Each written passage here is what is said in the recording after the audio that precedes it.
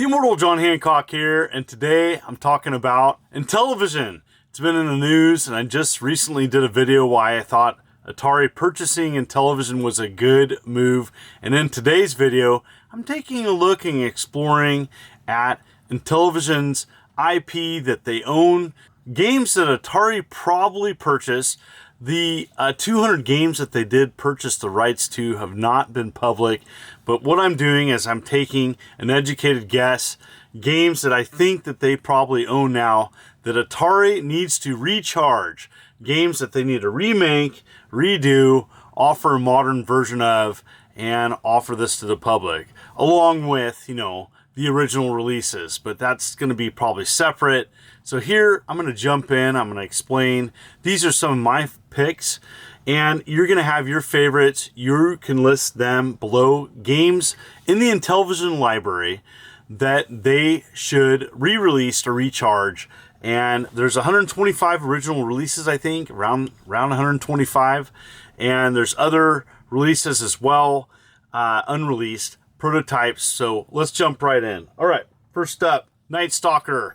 Night Stalker always was a favorite of mine.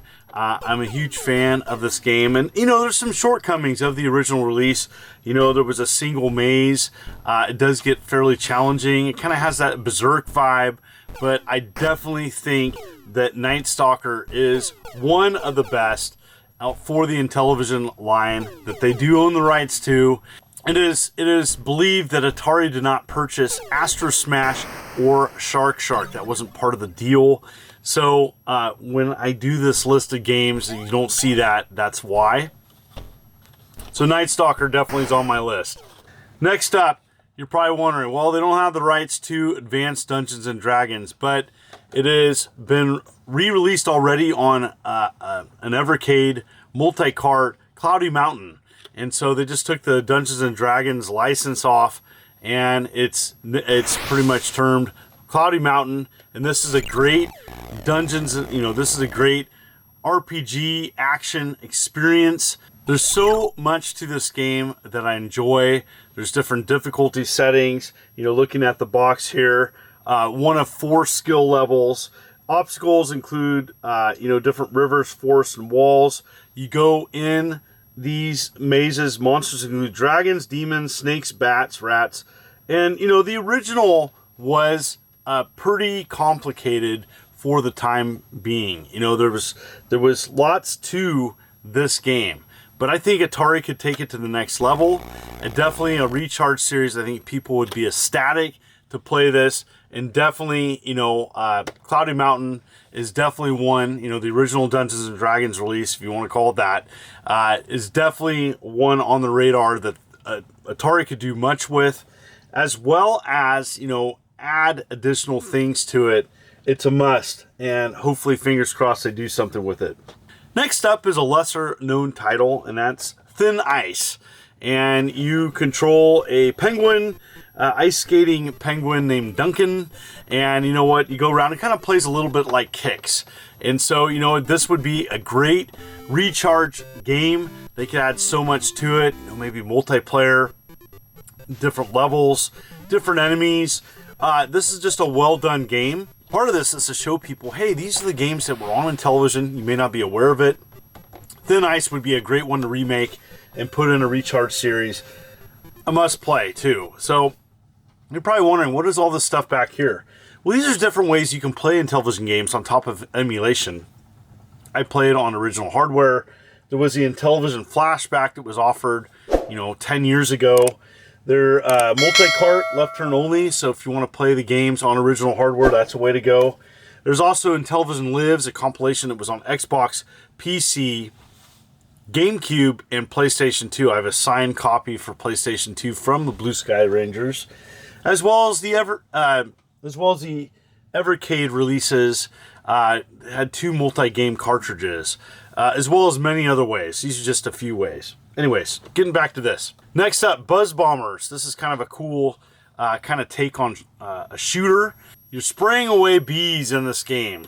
And you know what? It's got some cool graphics here. This was an 83, I do believe it's an 83 release. And I got a nice copy here, sealed. But, Buzz Bombers is kind of overlooked. And I think it'd be a kind of a fun premise, a simple pick up and play game. And Atari's making a lot of these games these days. So these are games I think that are bite-sized, enjoyable. It wouldn't take that much to do a re-release, offer with some updated graphics and capabilities. Buzz Bombers would be a nice classic shooter game that they could do. Next up is a classic, and that's Snafu. Now this is kind of an original release. And you know what? With that classic long box gatefold. Anyways, Snafu is an awesome game. And it only had 2 players, I do believe, with the original release. And so I think that Snafu would be an excellent way of incorporating 4-player if they were to re-release it. You know, there was a couple different ways where you could play Snafu originally, where you could trap or you could bite the tails of your opponent. And you know what? This is a fantastic, it would be an excellent party game. Atari could build upon this. This is just like totally primed to be redone and offered in a Recharge series. It's a must play. If you haven't played the original, go ahead and play it. It's great. There's several others on this list. And you know, I'm not the best at all these games, but these are the games that I'm choosing from Intellivision library that I know that they own. And next one is Thunder Castle. And this is kind of a cool game. It kind of takes a maze style game, adds kind of like a fantasy realm to it where you're a knight and get different power-ups, and you're taking out dragons and then progressing to the next level. And it's pretty awesome. And so guide your knight through deadly mazes, evil dragons, sorcerers, and demons as you go. Great graphics. It's got some good music. And there's gates that block your path, magic objects that grant you special powers, extra points or extra lives, and magic creatures that energize your knight. And so anyways, reading the back of the box, showing some gameplay here. You know what? This is a fantastic game. One of the better ones on the Intellivision releases, and it could be totally recharged, adding a different power-ups, maybe adding some multiplayer to this game. This gets a thumbs up for me. If you haven't played the original, go ahead and check it out. And hopefully Atari does something with that. This next one is one of my favorite Intellivision releases. I want to thank my good friend John for introducing me to this. This was a late release. This is done by INTV Corporation, I do believe. And this is Hover Force. And so this was a late release, has a really cool introduction, and it's really neat. This kind of comes from like a first-person perspective. There's a map, and you go around and you're like taking out enemies, but you're also putting out fires. It's really, really complex, and it works well on the Intellivision. You know, this was a good example of the complicated games that Intellivision could offer, but still offer an action aspect to it. You know, to me, it's got like the vibes of Desert Strike even before Desert Strike. So, you know, games such as Desert Strike, I wonder, took a nod from Hover Force.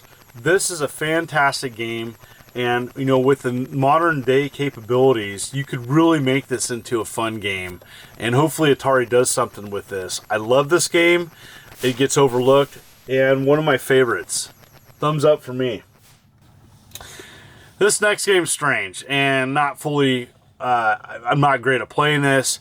It's got odd gameplay mechanics, but I'm kind of like drawn back to it. I remember watching the video Mark did, I do believe, in Classic Game Room of Vectron. And Vectron's kind of a hard game to explain. You're like building bases, but then taking out enemies. The control is really wonky on this game. This is not the best game. But with a re-release, a recharged version of this, I think it could be fantastic. I think you could add a multiplayer aspect to it, for maybe a second person can help build the bases as one person shoots. I don't know. There could be some awesome capabilities of this. And Vectron was a cool idea. I don't think it was best implemented. This is not, to me, the best Intellivision game, but it was really, really creative. This was a good example of some of the creativity that was going into Intellivision games. It should be redone with better gameplay. And you know what? I think it could be fantastic. This next one, another late release, and actually the last two are two late releases, Tower of Doom. Another like fantasy aspect game. Definitely was, I do believe it's supposed to be like a part of the Dungeons and Dragons line. Anyways, it's brilliant. Different characters in this game, lots of different items, and you know, it's very, very complex. And they could take this and just make it so much better. They wouldn't have the limitations of the hardware, and this could truly be an amazing game. It is still an amazing game. The original is still an amazing game, and it's on the Evercade releases, and this is a pretty expensive original release too. So I'd love for Atari to do something with Tower of Doom. In the comments below, let me know if you played this one. This is awesome. Next is one of the two last releases for the original line of Intellivision games, Stadium Mud Buggies. Now, I'm not the biggest sports person when it comes to Intellivision releases. I kind of got my sports fix with the Sega Genesis, but I only have a cartridge of this, but I got it really cheap at it has a grocery sticker on it, but I got it used at a thrift store. Anyways, Stadium Mud Buggies kind of has that like RC Pro-Am vibe too, but there's actually lots of different events that you can do in this. I kind of like the racing one. You could add 4-player mayhem to this and just improve the graphics and the speed. And I think Stadium of Mud Buggies would be a great re-release. I think it would be a fun little racing game that people would enjoy. And I think it gets my thumbs up. Enjoy that game, and it does show the capabilities of what the Intellivision could do. Now, honorable mentions. Okay, that's the 10 that I have, but there are a couple honorable mentions. You're probably like, wait a minute, you forgot a bunch. Yes, I was picking 10 that I'm familiar with, 10 that I think would be a great recharge series. You also have Utopia.